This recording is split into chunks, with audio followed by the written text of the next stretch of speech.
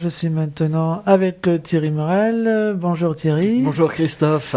Alors, on va se tutoyer. On te connaît bien dans les studios de Radio Plus en tant que conteur et puis en tant que maître Corbac également. Oui. Voilà. Tu as écrit aux éditions Lunatiques. Tout à fait. Également avec Sébastien Hert pour les éditions Le Tétras Magic. Oui. Et on te reçoit aujourd'hui pour un nouveau livre, une nouvelle, aux éditions Lunatiques, et ça s'appelle Phare intérieur. Exactement.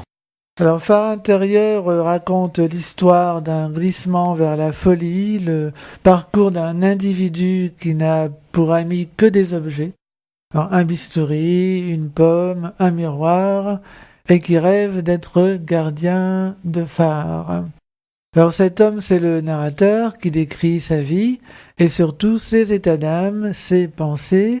Il nous fait rentrer dans son jardin secret, en son fort intérieur, qui devient forteresse devant ses parents, devant les autres. Tout à fait, oui. Une sorte de rempart, on va dire. Un mur.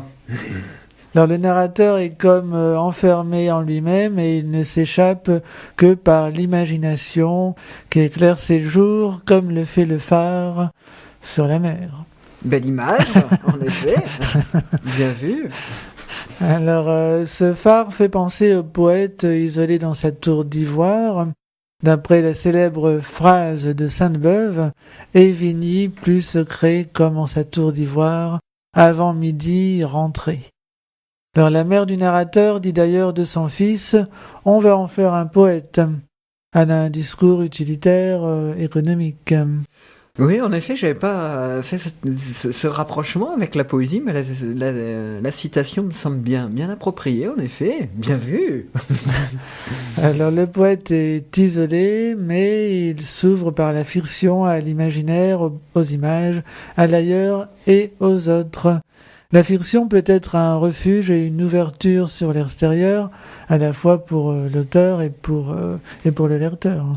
En effet, si on n'a pas cette porte ouverte, ça serait bien triste, je trouve. Phare intérieur est composé de 4 périodes et d'un épilogue, et tu as choisi le terme de période, ce qui peut surprendre pour un texte court. C'était une façon pour toi d'indiquer, comme en pathologie, les différentes phases de la démence de ton personnage. Alors, c'est amusant que tu évoques ça. Pour moi, dans mon esprit, c'était pas ça. C'était plus les périodes de la vie. C'était l'enfance, la préadolescence, l'adolescence et la période qu'on va dire jeune adulte. De mon point de vue, en tout cas à la base, si on part au tout début de l'histoire, il est pas malade. Non, ça c'est mon point de vue. Il est différent. Ces différences sont, il a besoin de silence, il n'aime pas les gens et il aime les objets. Là où la différence devient pathologie, où je te rejoins tout à fait, c'est quand il franchit des caps, des étapes, on va dire. C'est quand il fait des choses où on peut difficilement revenir en arrière. Alors la première, c'est parler tout seul. Alors bon, tout le monde le fait, hein, moi je suis le premier, hein. Mais avoir des discussions structurées avec des personnages imaginaires, là on bascule dans un autre monde. Et le deuxième, c'est tuer. Ah oui, effectivement. Le terme de période s'accorde en tout cas très bien avec la musicalité du texte. Quand tu écris, est-ce que tu répètes les phrases à voix haute pour voir ce que cela pourrait donner à la lecture ? Tout à fait, surtout pour ce texte-là, parce que c'est un texte écrit pour la scène. Il est donc fait pour être dit à voix haute, et en effet, je l'ai écrit à voix haute et je le tapais en même temps. C'est comme ça que j'ai procédé, enfin si je m'en souviens, parce que ça remonte maintenant. Les rythmes, les sonorités, les enchaînements, les pauses, les ruptures sont des éléments essentiels. De manière générale, dans mon travail de conteur et d'acteur, et encore plus pour ce texte qui est dédié à la scène. Et étrangement, je ne l'ai jamais monté. Je ne l'ai jamais mis en scène. Alors, Je l'ai lu une fois dans une soirée privée, dans un clapier à lapin. Je trouvais important de le préciser au début de l'ouvrage. Voilà, oui, on le voit, il y a une note en début de l'ouvrage, hein, c'est donc le texte a été lu une fois en public à l'occasion d'une soirée privée dans un clapier à lapin d'une dimension de 65 cm sur 80-95. Tout à fait. Voilà. J'étais un peu à l'étroit, mais j'y étais bien pour ce texte-là. Et donc à la sortie du livre, donc c'était en juin dernier au Café Livre à Lille, j'ai eu l'occasion de créer une lecture spectacle qui donne une toute autre vision du texte, plus légère, plus ludique, et certaines personnes qui le voyaient très simple, très sombre, l'ont découvert sous un autre jour. Mhm. Alors, ce sont des phrases courtes dans cet ouvrage. Ton personnage se confond presque avec ses objets. Son langage est spontané, il ne prend pas de précautions. Oui, alors par contre, si je devais comparer le personnage à un objet, je ne sais pas encore lequel, je vais y réfléchir. Très bien. Ses émotions sont rentrées, il dit souvent « c'est bien », mais sur un ton neutre, sans enthousiasme. Ah, chacun le dit à sa manière. Chacun le dit à sa manière. Moi, je l'entends de manière plutôt gaie et positive, mais chacun l'entend à sa manière, en effet. Bon, très bien. C'est l'interprétation du lecteur. Oui. Il conçoit les relations humaines comme du théâtre. Il dit « je fais l'étonnement, je fais la tristesse, je fais la joie ». Oui, il joue avec son propre visage, avec ce qu'il renvoie. Il joue avec ses parents, c'est un jeu quelque part. C'est ludique. Les relations, c'est compliqué pour lui. Il se réfugie dans les objets, il s'invente des compagnons, Bistouri, quand son père est vétérinaire. Tout à fait. Il y a Pomme également, et puis Verlan, qui est un miroir. Oui, qu'il a récupéré à sa maman.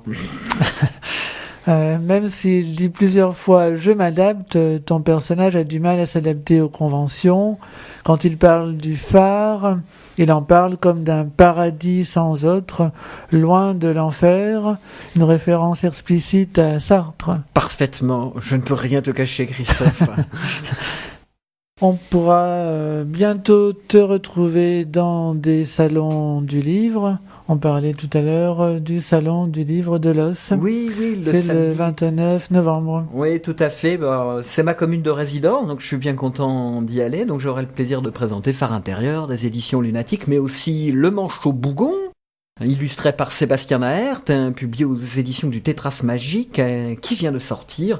Puis bien entendu les autres ouvrages, Fred Loram, Le Dernier des Corbeaux, Maxence Bollet, et tous les autres livres. D'accord, très bien. Donc ça c'est le 29 novembre à Los-les-Lilles, donc juste à côté de Lille. C'est de quelle heure à quelle heure? Je sais plus. C'est de 10 à 18 heures, je pense.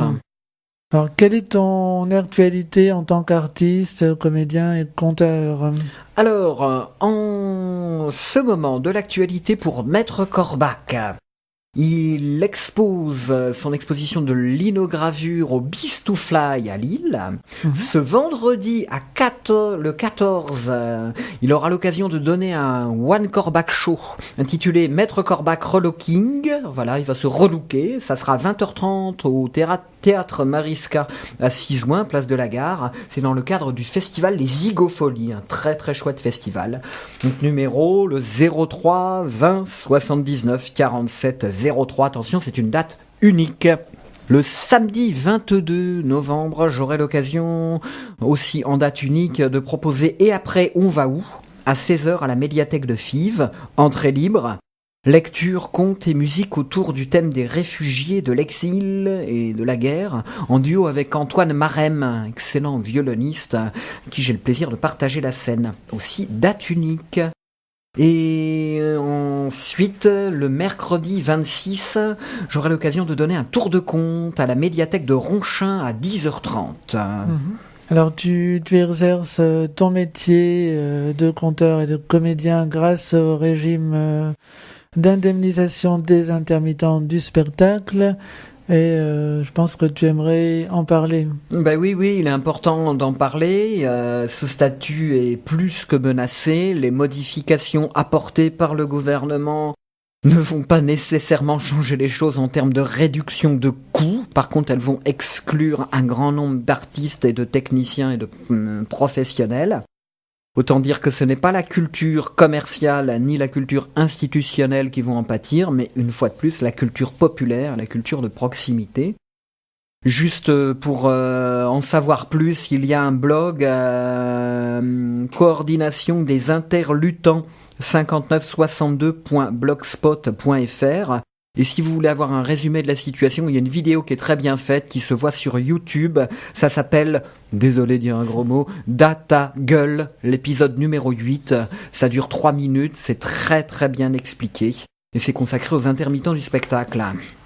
Ok, alors tu es membre de l'ADAN, c'est-à-dire l'association des auteurs du Nord-Pas-de-Calais, c'est ça ? Oui, tout à fait. Et donc, que fais-tu au sein de cette association ? Alors, c'est une association qui, globalement, défend le travail des auteurs de la région, des auteurs qui ne sont pas nécessairement connus.